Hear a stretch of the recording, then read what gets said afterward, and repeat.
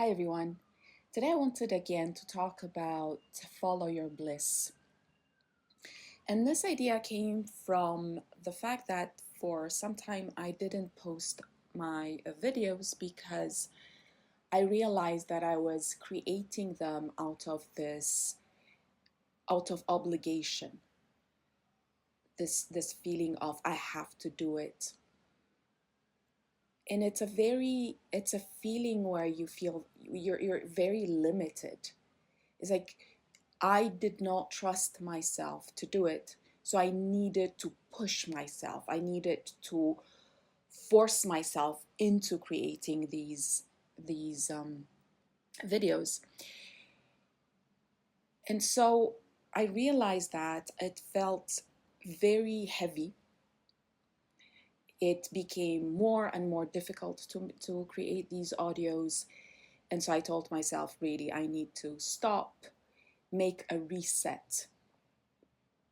Because if I start creating out of self-distrust, obligation, violence, self-violence, because it's really, there's no other way to say it, then I'm going against myself.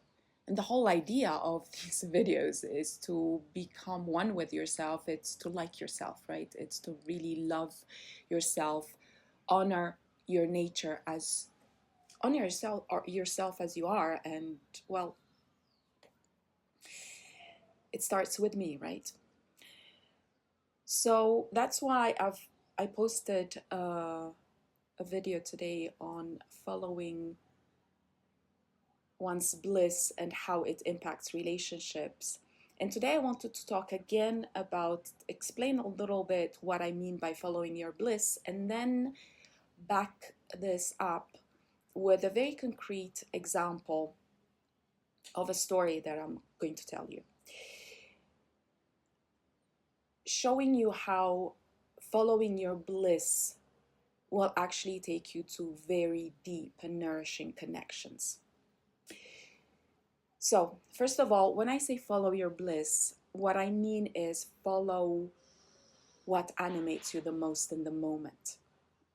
Follow that buzz, that feeling of aliveness.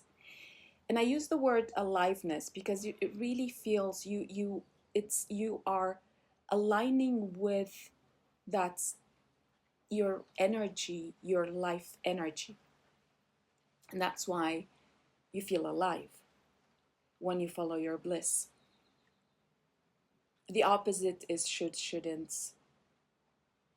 I have to do this, I have to do that, I must, etc., etc. When you start doing that, which I tell people to start by being in the moment and feeling which choice will make you more alive, and choosing that, going towards that. And then you'll see the more you do that, the more you choose what makes you more alive, the easier it becomes for you to become completely aligned with your energy. And when you do that, it feels soft, it feels loving, because you're one with yourself. When you make decisions based on that, you're really deciding from yourself, and that feels very solid. It feels right in the moment. There's a softness about it. It feels right. It may cause discomfort afterwards to you or others, but it will feel right. And so you will not have to second guess yourself, ask yourself whether you should have done this or that, but it will just, you'll know it's right. And following your bliss helps you become in touch with your nature. You'll start trusting yourself more. And so it's an incredible process, and it really takes you into this adventure, right? Which we're supposed to have an adventure here. So here we go. So let me give you an example of a story of how it can be really incredible to follow your bliss.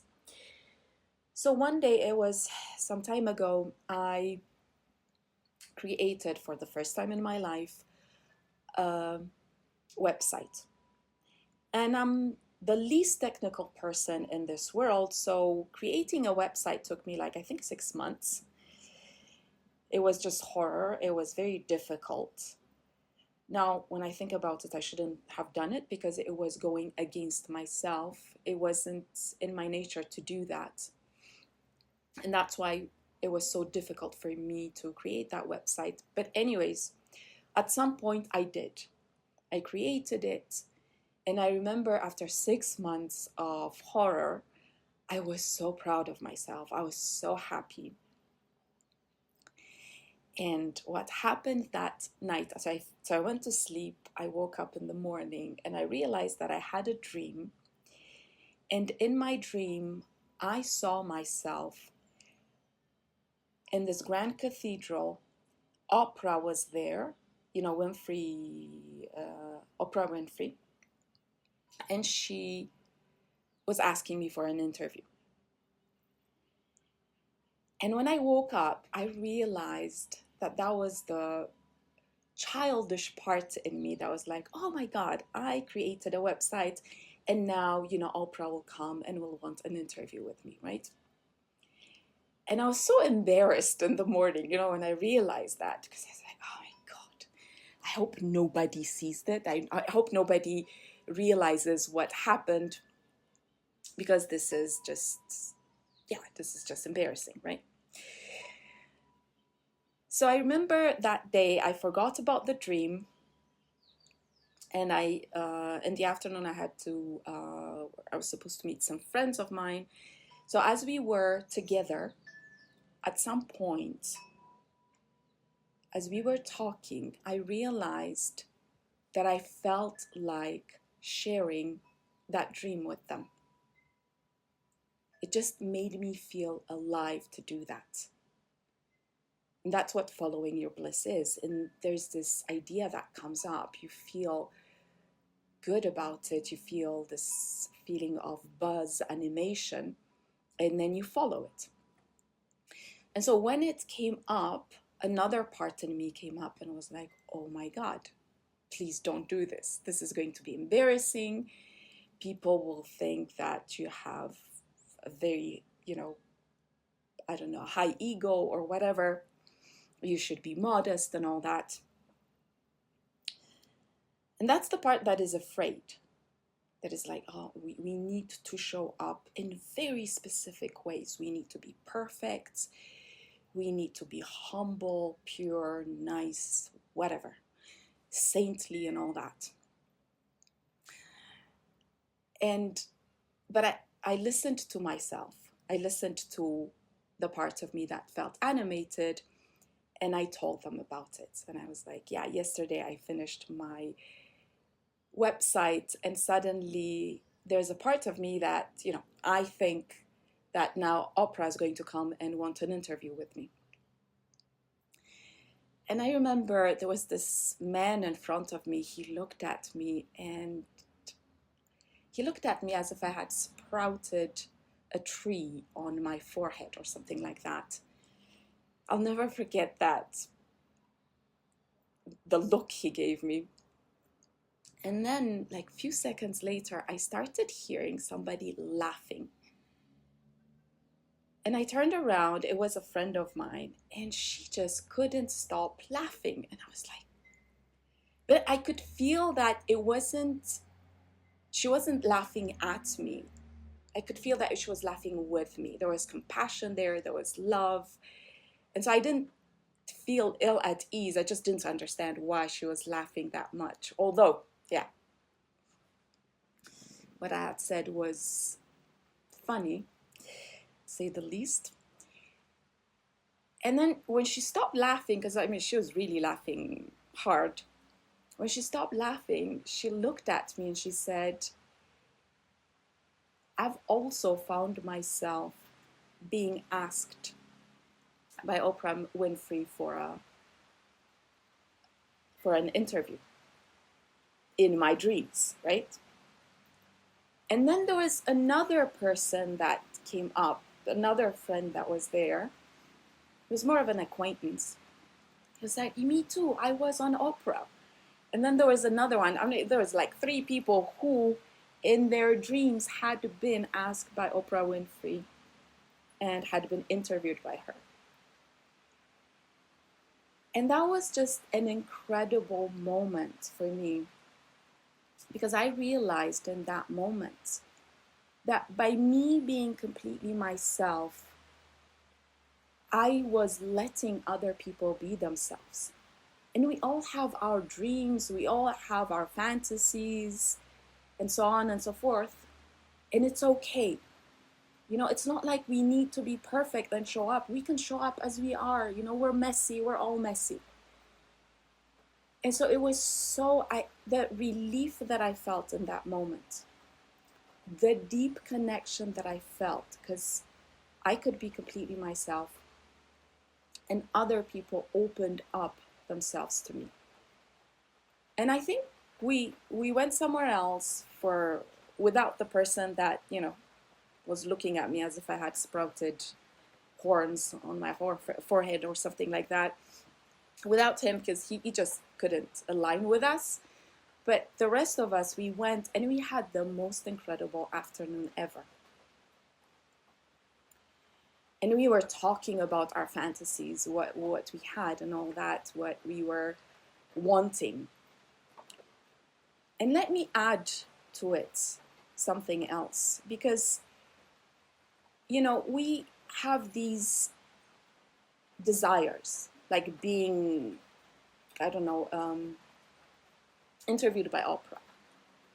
But maybe the desire, maybe we shouldn't take those desires so literally. Because what happened was, what I wanted and what that dream was symbolized is that I wanted to be seen by others. Like Oprah, you know, interviewing me is that I will be seen. That I can just sit down there, she asks questions, and I just talk and I show up, right? That's what I wanted. But I didn't, and if I had wanted that, if that was my desire, then it would have happened. If it was really Oprah that I wanted. I'm sorry, it's raining. I hope it's not too loud. But it wasn't really Oprah that I wanted. What I really wanted in that moment, what that dream was telling me, was that I wanted to be seen as I am. And so, because I wanted that, and I opened myself to it, I followed my bliss, I got my desire. And suddenly I had all these people around me who were completely, I mean, they put me in the middle of their attention. I got all their focus on me. They were interviewing me. I was the star in that moment. And I was being completely myself. I didn't hide. I didn't show myself as humble, as this, as that. I just showed the messy person that I was. And everybody liked me for that. And I had this really deep connection that happened where we were really laughing for hours. So what I'm trying to say this here is that following your bliss is following yourself and being completely yourself as you are. And it will take you into these incredible moments, into this adventure. And suddenly you will understand so much more about yourself, and you will have incredibly deep connections with others. And the more you do it, the more you let yourself be yourself, the more you give yourself that freedom, the more you're giving that freedom to others. So I hope this was clear. If you have any questions or any comments, let me know down below. Ciao, ciao.